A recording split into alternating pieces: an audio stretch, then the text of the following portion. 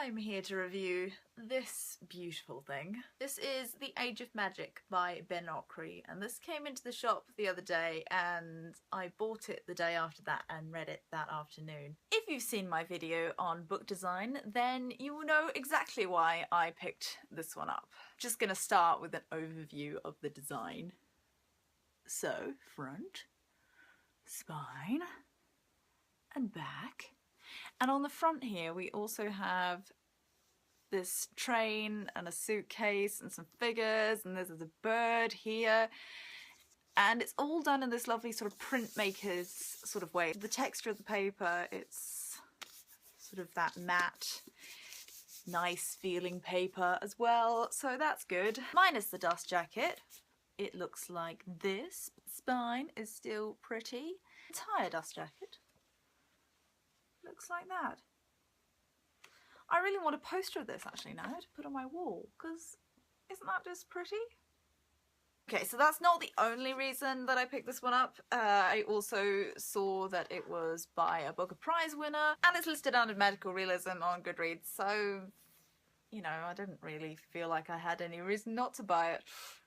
I love it when books have that really sort of handmade feel to them, even when they've been mass-produced, because, I mean, look at this along here. It's just like little paints or ink splatters, and all of those just little details make such a big difference. And again, these figures and the train and things that you have in there, they're that element of surprise, and oh, I just love it. I think this is perfect.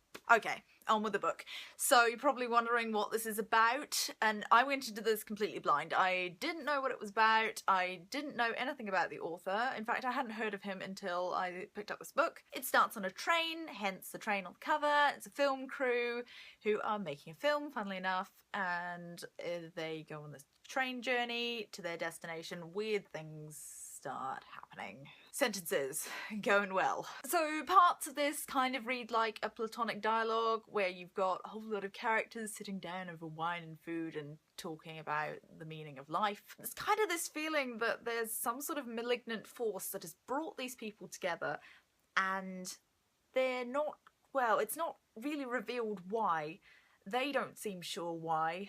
And it's all a little bit angsty, like what quite is going on. I suppose that kind of also goes with the aesthetic of the printmaking, which kind of reminds me of German Expressionism, and it's got that kind of feeling to it. A lot of existential philosophy. So because of this existentialism, we get to see inside some of the characters' minds and this sort of strange dreamlike state. We're not quite sure what's real and what's not, and it's quite fun. A lot of this reminded me of those strange dreamlike sequences that you get in Haruki Murakami.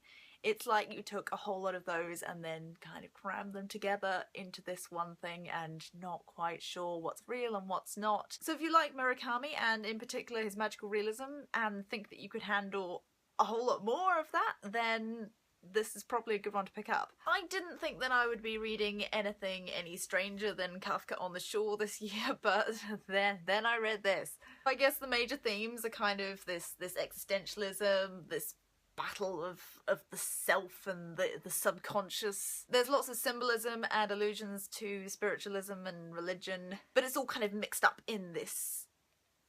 Basically, it's just a whole lot of people on a train go to their destination, and few things happen at this destination.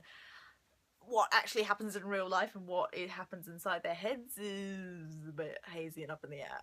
A neat thing that I found with this though is the way that it's written and the way that it's structured makes it very compulsive reading, at least for me. Like I said, I read it in an afternoon. This has 287 pages, but I flew through it, and that was mostly because of the way that it's typeset. I mean, chapters kind of that's one chapter, and that's the end of another chapter, and it's the whole thing is very concise in that sense.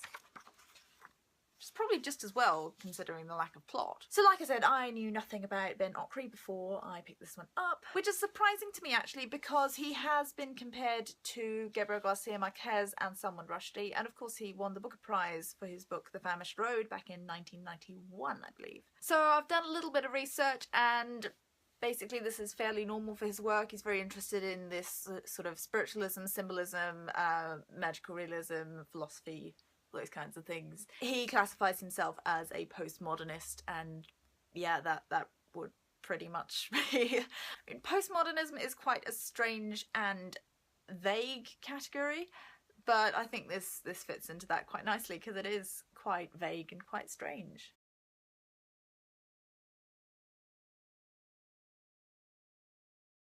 So even though I really loved this book, I appreciate that it's definitely not for everybody. In fact, it's probably quite a niche literary market, I would think. If you like books that are sort of into philosophy and make you think, then...